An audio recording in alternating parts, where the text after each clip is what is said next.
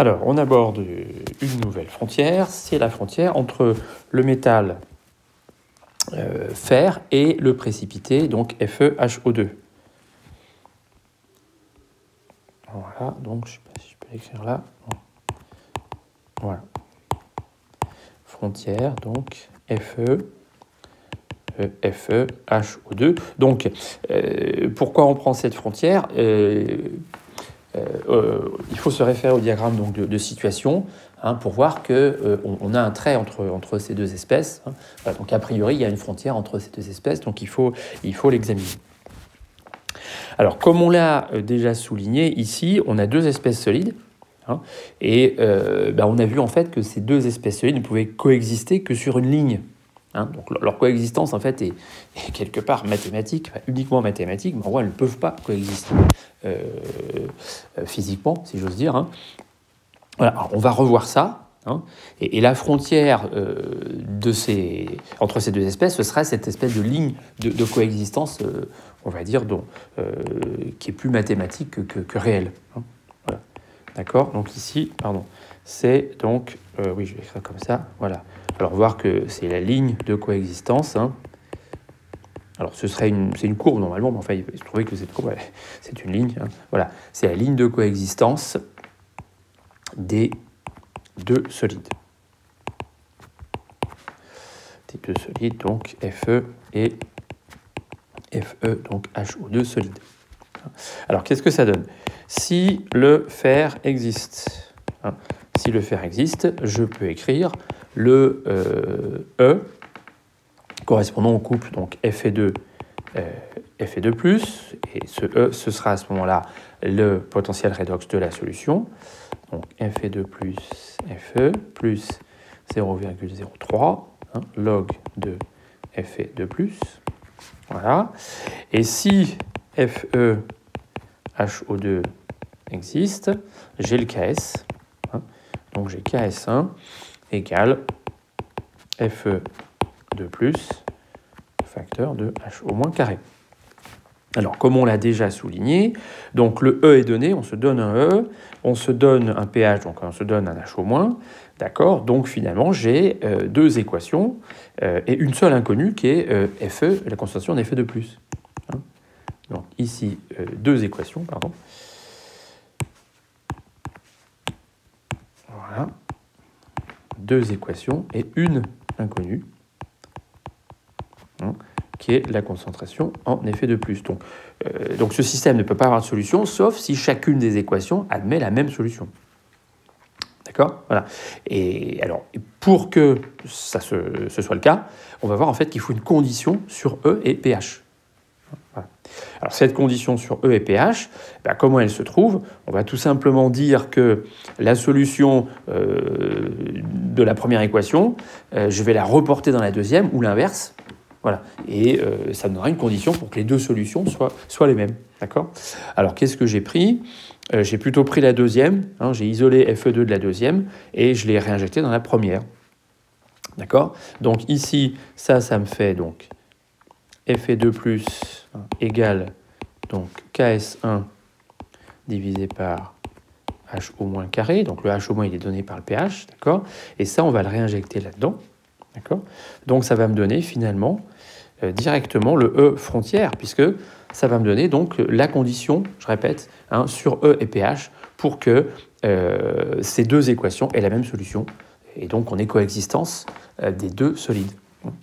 Donc ça va me faire E frontière. Donc ce E ici devient E frontière égale E0, donc Fe2 plus Fe, plus 0,03 log de, voilà, alors Fe2 plus, c'est Ks1 sur HO- carré, d'accord ? Et ce HO-, c'est aussi le HO- frontière. Voilà, donc c'est la condition qu'on a sur E et pH, je répète, pour qu'on ait coexistence de ces deux métaux, de ces deux solides, et ce sera donc la frontière justement qui va séparer ces deux solides. Ça paraît quand même assez logique que la frontière entre deux solides, ce soit justement la ligne sur laquelle coexistent ces deux solides. Voilà, alors après c'est plus qu'une affaire de calcul. Voilà, donc le frontière... ça fait le E0 de Fe2 plus Fe, plus 0,03 log de KS1. Et H au moins, c'est KE divisé par 10 puissance moins pH. D'accord? Et donc ici, on a un carré. Voilà, toujours le pH frontière. Voilà ce que ça nous donne ici. Alors on va le développer. Ça va nous donner donc E frontière égale E0 du couple Fe2 plus Fe, plus 0,03. Alors le log du KS1, c'est moins le PKS1, d'accord? Et puis le log de 1 sur... alors ça va... Le log de 1 sur KE, c'est moins le log de KE, donc c'est PKE, et puis j'ai 1 fois 2, donc 2 PKE. Voilà, moins 2 fois pH, d'accord? Voilà, pH carré, donc le carré sort du log, donc voilà, ça fait un 2. Et puis log de 10 puissance moins pH, pH frontière, ça fait moins pH. Donc voilà ce que ça nous donne. Ça nous fait donc le E0 donc de Fe2 plus Fe, plus 0,3, facteur donc de 2 PKE moins PKS1, moins 0,06, voilà, pH frontière. Donc voilà ici, voilà cette ligne frontière entre le métal, donc fer et Fe, HO2. Voilà, donc on a toutes les valeurs numériques.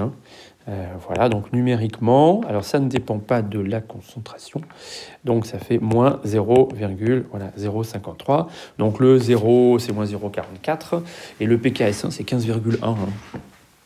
Voilà, d'accord, on a déjà noté ça. Voilà, ça fait moins 0,053, moins 0,06 pH. Donc là, on a entre guillemets une vraie équation de droite.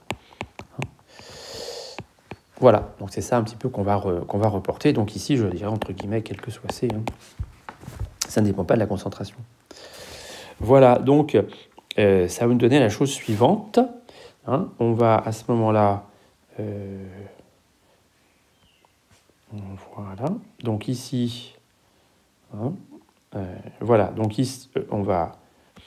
Voilà, donc on avait ici donc déjà cette première ligne ici, donc entre FE et FE,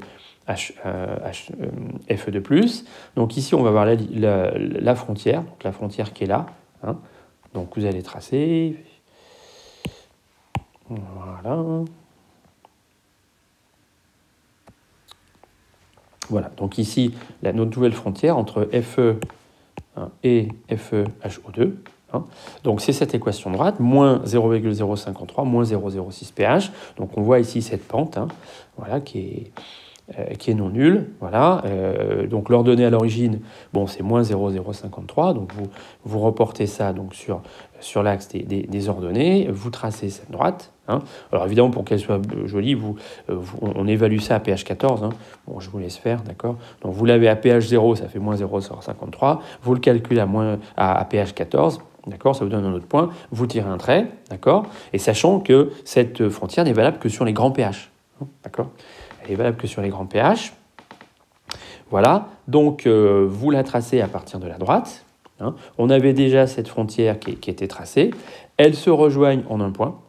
D'accord. Et normalement, ça n'a pas vraiment d'importance. Enfin, si on veut que ça soit... Enfin, on peut démontrer, voilà, pour vérifier.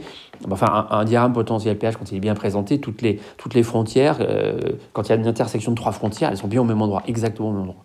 C'est aussi pour ça qu'on a fait un peu ces conventions, parce qu'en fait, ça fait un diagramme qui est un petit peu joli derrière, parce que voilà, quand il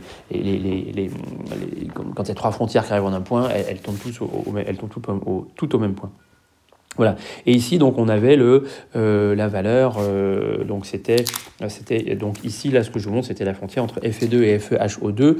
Alors, je la regarde. Fe2 et FeHO2 pour C égale 0,01, c'était le 7,45 ici. 7,45.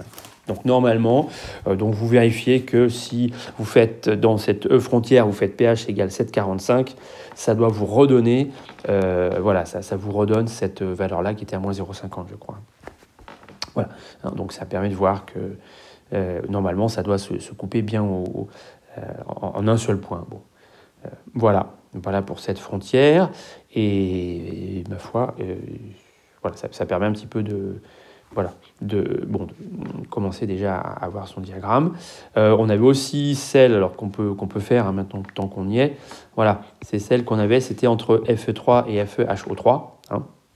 Voilà, on peut tracer celle-ci. Voilà, et puis jusque-là, voilà, d'accord. Donc ça délimite déjà, on va dire, la zone de prédominance de Fe3+. Hein. Voilà, donc on a donc au final, je ne sais pas bien comment je vais arriver à faire ça là, parce que c'est. Alors si on se remet au rouge, ok.